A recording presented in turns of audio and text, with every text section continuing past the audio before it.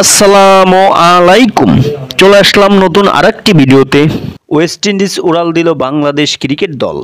West ইন্ডিজের বিপক্ষে থাকছে 2টি টেস্ট, 3টি ওয়ানডে এবং 3টি টি-20।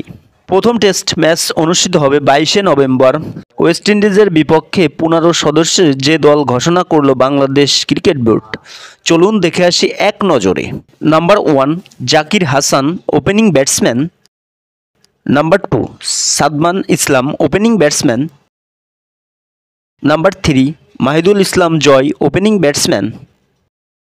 Number 3 Najmul Hossain Shanto, one down batsman. Number 4 Mominul Haque, middle order batsman. Number 5 Mushfiqur Rahim, wicket keeper batsman. Number 6 Liton Kumar Das, wicket keeper batsman. Number 7 Mehidy Hasan Miraz, batting allrounder. Number 9 Taijul Islam, spin bowler. Number 10 Taskin Ahmed, fast bowler. Number 11 Hasan Mahmud, fast bowler.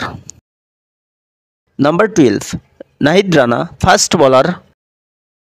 Number 13 Shoriful Islam, fast bowler.